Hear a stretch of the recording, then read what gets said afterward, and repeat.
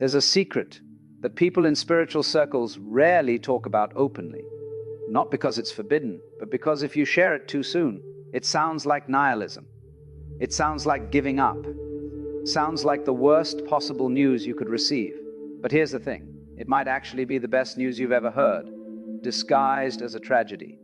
The secret is this: the day nothing brings you joy anymore is not the day you broke, it's the day you began to wake up. And the reason nobody tells you this is because most people never get there. They keep finding new things to chase, new distractions to latch onto, new forms of entertainment to keep the machinery of desire grinding forward. They die still believing the next thing will finally do it, the next relationship, the next accomplishment, the next experience. But something different happened to you. The machinery stopped.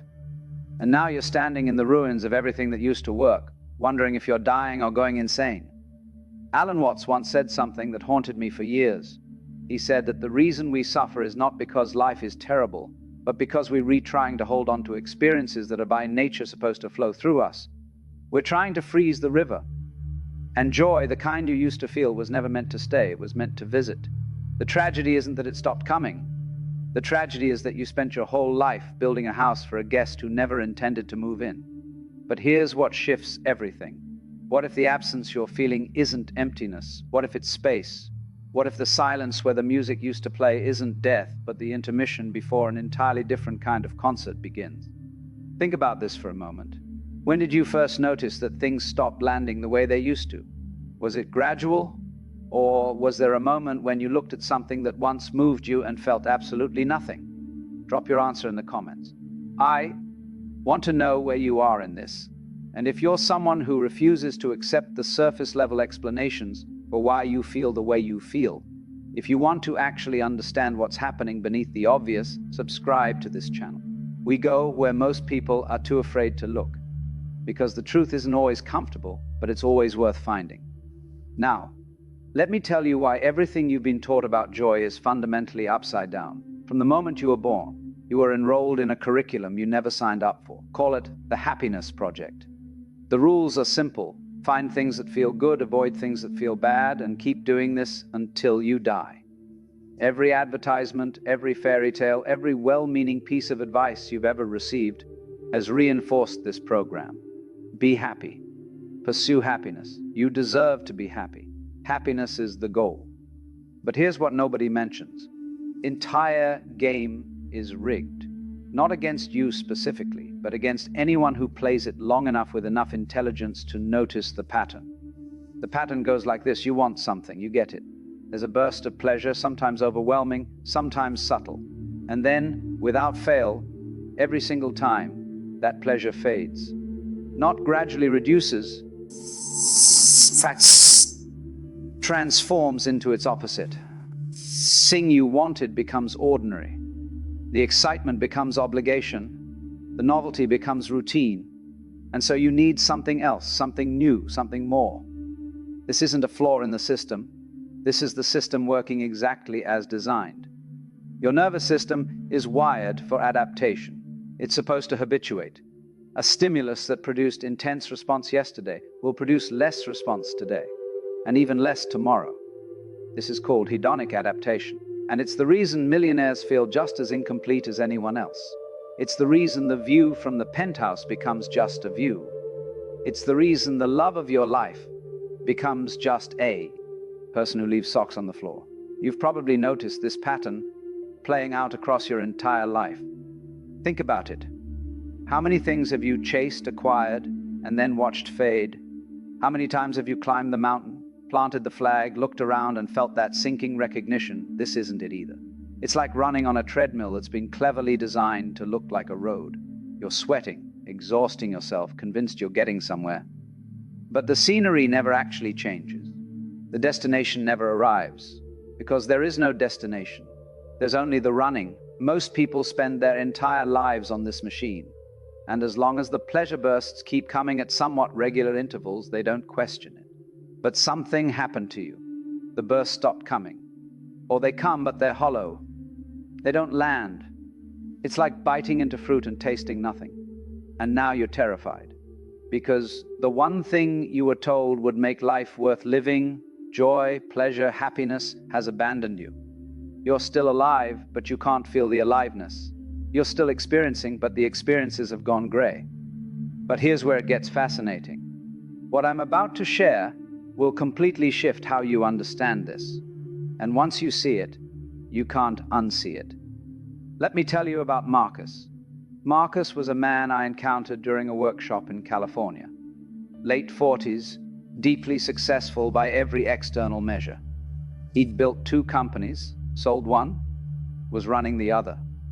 Beautiful family, house in the hills, the kind of life that makes other people jealous when they see fragments of it on social media.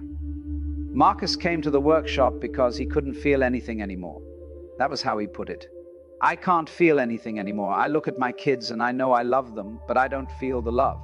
I go to restaurants that I used to dream about being able to afford, and the food is just food.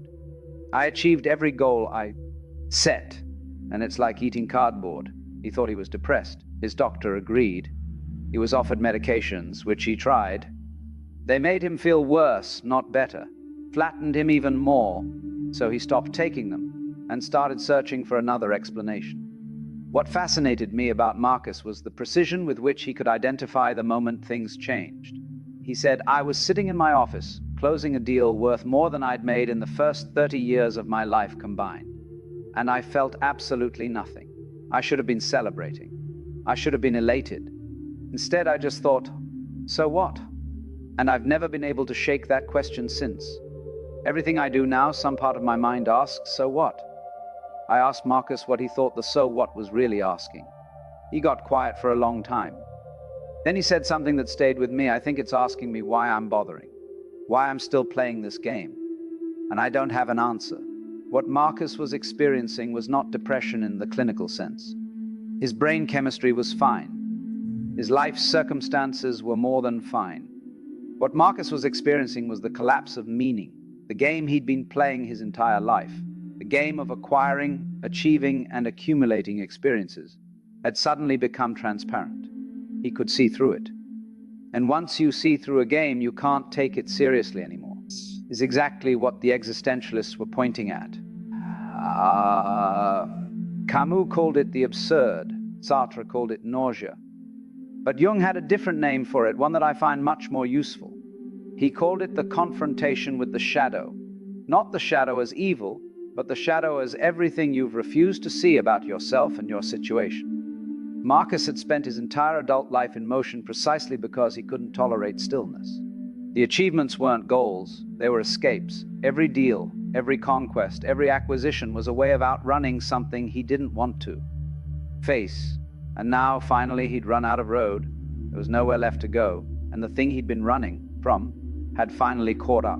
And here's what Marcus discovered that most people never see. What he'd been running from wasn't a thing at all. It wasn't a trauma or a fear or a specific problem. It was emptiness itself. It was the void at the center of his constructed self. All those achievements were like furniture arranged around a room with no floor. They looked impressive until you tried to walk on them. Have you ever had a moment like this, where something you believed your whole life suddenly collapsed?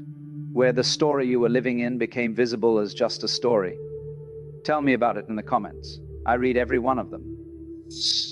Brings us to what Watts and Jung understood about the nature of joy, something that changes everything once you really grasp it.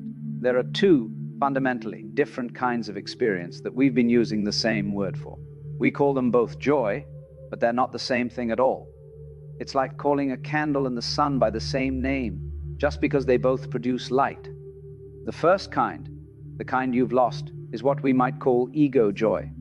This is pleasure filtered through the sense of being a separate self who is having the experience. I'm enjoying this. I got what I wanted. This is happening to me and it feels good. Ego joy is transactional. It requires objects. Something has to be acquired, achieved, or experienced for the joy to occur. Remove the object and the joy disappears. Ego joy is also comparative. It only feels like joy in contrast to its absence. The food tastes wonderful because you were hungry. The relationship feels amazing because you were lonely. The success feels triumphant because you remember failure. Without the contrast, the flavor vanishes.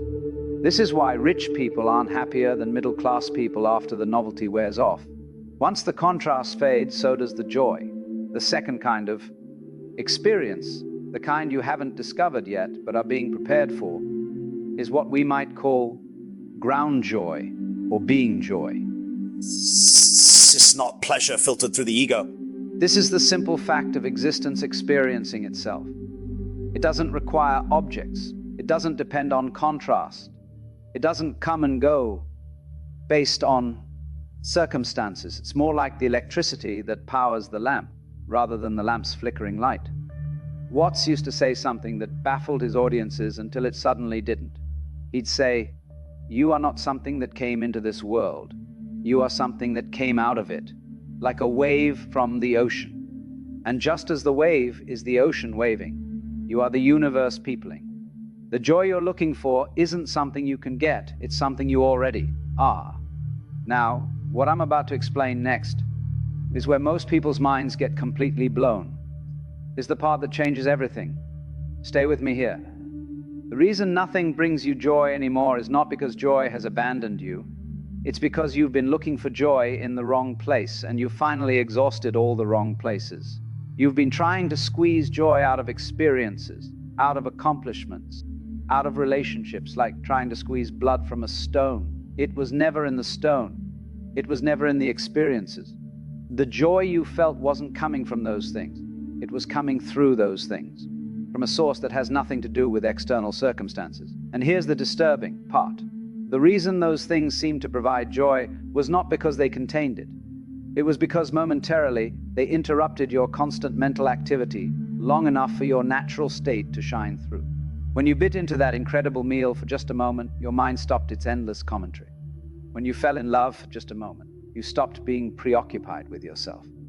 When you achieved that goal for just a moment, the wanting mind went quiet, and in those gaps, something was revealed that was always there, like the sun coming out from behind clouds. You thought the clouds produced the sun, but the clouds were just temporarily parting. What's happened now is that the clouds have become too thick, too constant, too habituated. The old methods no longer part them. The food doesn't shut up the mind. The achievements don't silence the wanting. The experiences don't interrupt the noise. So the sun seems to have disappeared, but it hasn't. It's exactly where it always was. The clouds are just no longer yielding to the old techniques. This is why Jung called this period the Nigredo, the blackening. It's a term from alchemy, and Jung took it very seriously as a psychological reality. Before gold can be produced, the base material must be burned, blackened, reduced to ash. The old form must completely die. Not mostly die, completely die. The Nigredo is the experience of that death. It feels like death because it is death. But it's not the death of you. It's the death of how you thought you were. It's the death of the ego structure that was seeking joy in all the wrong places. And here's the thing that scared Jung. The thing he rarely said outright but implied throughout his work. You cannot skip this stage. You cannot go around it, over it, or under it. You can only go through it. And the more you resist it, the longer it lasts. Think about what this actually means. You're suffering right now. This gray experience where nothing lands, this feeling of being a ghost watching your own life, this is not a mistake. This is the work happening. This is the alchemical fire burning away what was never real in the first place. The ego joy you lost was never sustainable anyway. It was built on comparison and contrast and constant craving. It was exhausting you. You just didn't know it because you'd never known anything else. Let me tell you about Elena to show you what this looks like from the other side. Elena was an artist, painter, quite successful by art world standards, gallery shows, collectors, recognition. And she painted because she had to, because there was something inside her that needed to come out. Because when she was creating, she felt most alive. And then, somewhere in her late 30s, the need disappeared. She would stand in front of canvases and feel nothing. No urge, no vision, no spark, just blankness. She called it her creative death. She thought her gift had abandoned her, that she'd used it up, that whatever magic had fueled her work had simply run out. For 3 years, she didn't paint. She tried.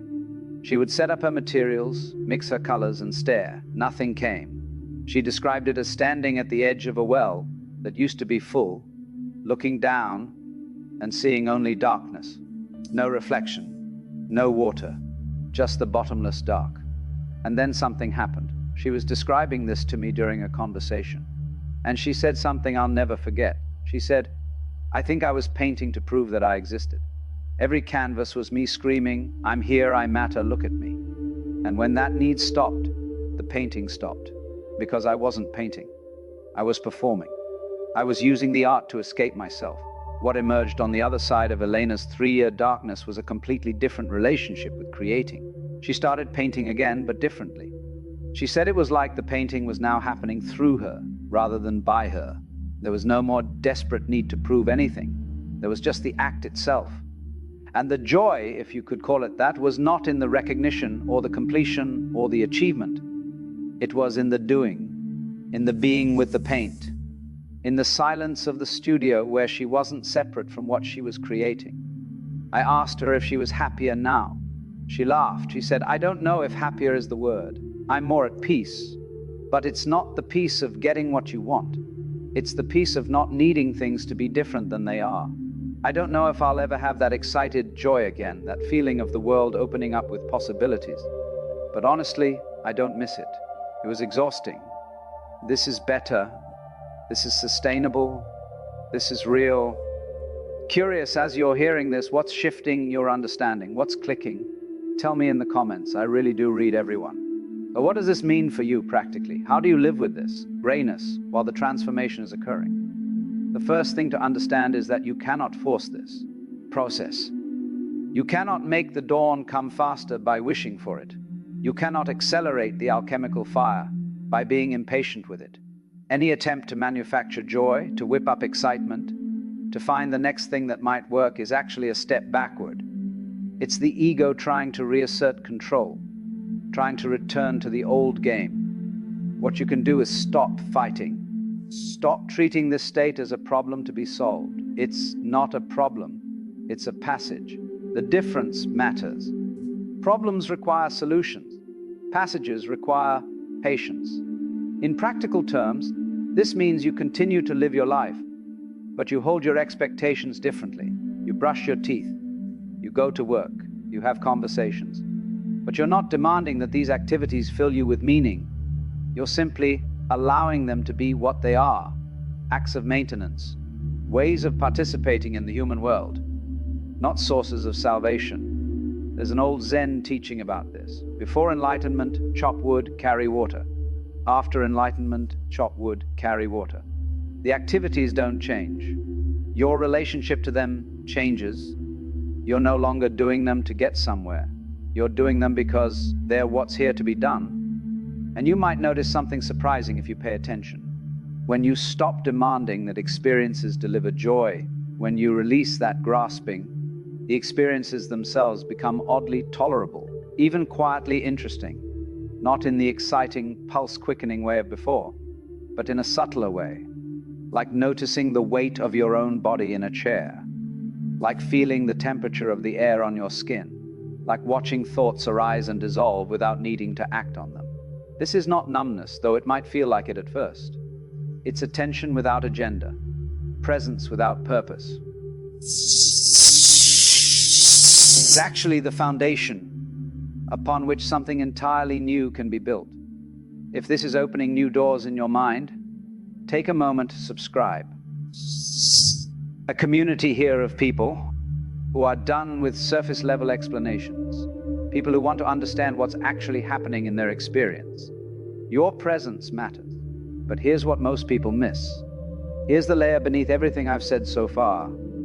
The reason nothing brings you joy anymore might be because there is no you to bring joy to, not in the way you've always assumed. This is the insight that Watts spent his entire career circling around, and that Jung approached from a different angle with his concept of the self versus the ego. The separate self, the you that has experiences, the you that used to enjoy things and now doesn't. This self is not what you think it is. It's not a thing. It's a process.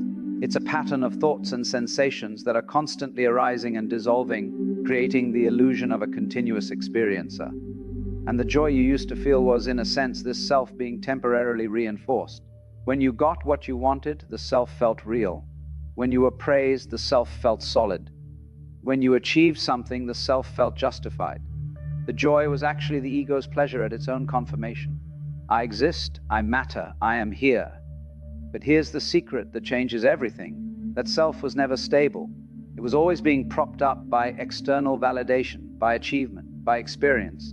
And when those props are removed, when the joy stops coming, the self starts to become transparent. You start to see through it. And that's terrifying, because if there's no self, who is experiencing this? If there's no you, who are you? This is what Watts meant when he talked about the taboo against knowing who you really are. Not the small you, the biographical you, the you with a name and a history and preferences. The real you, the you that is not separate from anything. The you that is, as he put it, the universe playing hide and seek with itself. When the ego self stops receiving its regular doses of joy, something else becomes visible. Call it awareness. Call it presence. Call it what the mystics have called it for millennia, the ground of being. It's what's looking through your eyes right now. It's what's aware of these words. It's what's aware of the grayness, the flatness, the absence of joy, and it is completely untouched by any of it. This awareness that you are is not joyful or joyless. It's prior to both.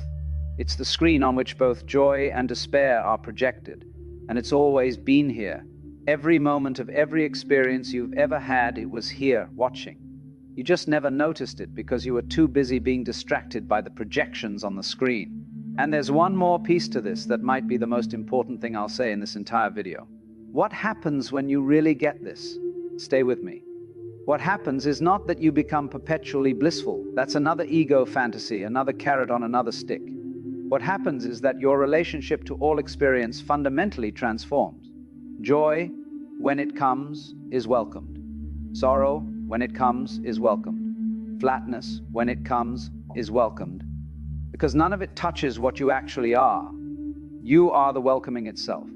You are the space in which all of it appears and disappears. And paradoxically, when you stopped demanding that life be joyful, when you release that desperate grip, joy has a way of sneaking back in. Not the old joy that depended on getting what you wanted. A different joy. A joy that has no opposite. A joy that's more like gratitude for the sheer fact of existing. A joy that doesn't need anything to be different than it is. But here's what you need to understand if you're walking this path. There is a price. There is always a price for waking up. You will lose the ability to participate in certain illusions. The games that other people play, the games of status and acquisition and comparison, will become transparent to you. You'll see the machinery operating. You'll watch people chasing what you know doesn't satisfy, and you won't be able to tell them. Not because it's secret, but because they won't hear you. They're not ready. Some of your relationships will change. People who related to you as a fellow player in the game of seeking will feel uncomfortable around you. Your lack of desperation will disturb them. Your unwillingness to pretend will feel like judgment, even when it's not. And some days, you'll miss the old intensity. You'll miss the highs, even though you know they always came with lows. You'll miss the drama, even though you know it was exhausting. There's a kind of nostalgia for the fever dream, even after you've woken up. This is normal. This is part of it. But what you gain is something that cannot be taken away by any circumstance. A peace that doesn't depend on anything external. A freedom that no one can give you and no one can remove. A clarity that allows you to navigate the chaos of human life without being destroyed by it. You become like a deep-sea diver who can go into the turbulent waves and return to stillness. The waves haven't stopped. You've just found something beneath them that they cannot reach. Watts called this the cosmic chuckle. He said that when you finally get the joke, when you finally see what's been true all along, you laugh. Not because it's funny in the ordinary sense, but because it's so obvious, so absurdly simple. You've been looking everywhere for what was never missing. You've been trying to become what you already were. And the punchline is that there was never anyone who could fail at this, because there was never anyone separate from what you were seeking. Now, I know your mind might be resisting this. That's okay. The mind's job is to resist anything that threatens the ego structure. This message is threatening. It implies that everything the ego has been doing, all its striving and seeking and avoiding, has been fundamentally misguided. Not wrong, exactly, just unnecessary. The ego doesn't like hearing that. It feels like being told your entire career was pointless. But here's what I want you to notice. You're still here. Despite the resistance, something in you is still listening. Something in you recognizes that there's truth in this, even if another part of you wants to dismiss it. That something, that recognition, that is not the ego. That's the deeper you that already knows. It's just remembering. And Jung said something profound about this. He said that the resistance is itself part of the process. The ego doesn't go quietly. It fights back. It generates counter-arguments and distractions and new things to chase. But if you stay with it, if you allow the resistance without acting on it, eventually the ego exhausts itself. It runs out of moves. And in that exhaustion, something else becomes possible. So when we put this all together, here's what's really happening when nothing brings you joy anymore. Your old operating system is shutting down. The software that ran on desire and acquisition and comparison has crashed. It's not that you're broken. It's that you've outgrown a mode of being that was never designed to last forever. It was training wheels, scaffolding, a stage of development that you were supposed to pass through, not live in permanently. And now you're in the gap between systems. The old one has stopped, but the new one hasn't fully come online yet. This gap feels terrible because there's nothing to hold on to. No reliable source of good feelings. No familiar way of navigating. You're learning to walk again. And the crawling you used to do seems so much easier. But the crawling was never going to get you where you're going. You were going to have to stand up eventually. And standing up means falling down first. Many times. It means the terrifying vulnerability of not knowing how to do what used to come naturally. It means trusting that the new capacity is developing even when you can't see evidence of it. This is what it all comes down to. The joy that you lost was not lost. It was traded. You traded the small joy that came and went, that required constant maintenance, that exhausted you with its demands, for the possibility of something larger, something that doesn't require maintenance because it's always been here, something that doesn't come and go because it was never separate from you. You are not experiencing the absence of joy. You are experiencing the absence of the distraction that kept you from seeing what joy really is. What joy really is not an experience you have. It's what you are when you stop trying to be something else. If your mind is buzzing right now, if something has shifted in how you see things, hit subscribe. Every new subscriber helps this wisdom reach more people who are ready for it. And there are more people ready than you might think. So here's the question I'll leave you with, the question that all of this points toward. What if you don't need to feel joyful to be complete? What if completeness is not a feeling at all? What if the search for joy was always a distraction from recognizing that you were never incomplete to begin with? The reason nothing brings you joy anymore might be the greatest gift you've ever received. It's life's way of forcing you to look in the right direction, inward, toward the source, toward what was never missing, only overlooked. Marcus eventually stopped trying to restart the old game. He sold his company, simplified his life, and spent 2 years doing almost nothing. He said those 2 years were the richest of his life. Not because they were pleasant, necessarily, but because for the first time he wasn't running. He was here, really here. And being here, he discovered, was always what he was looking for. Elena still paints, but now she says the painting is a form of prayer. Not asking for anything, just being with what is. And the grayness she experienced for 3 years, she now calls it the necessary winter, the season when everything went underground so that new life could eventually emerge.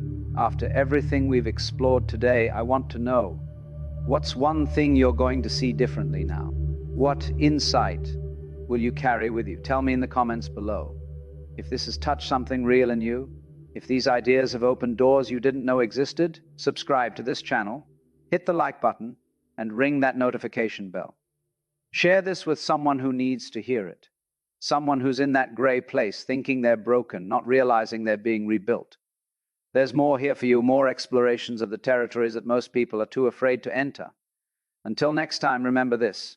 You are not a person who lost their joy. You are the awareness that was watching when joy came, watching when joy left, and watching now in the silence between.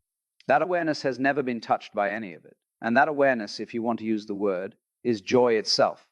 Not the joy you lost, the joy you've always been. Stay curious, stay awake, and I'll see you in the next one.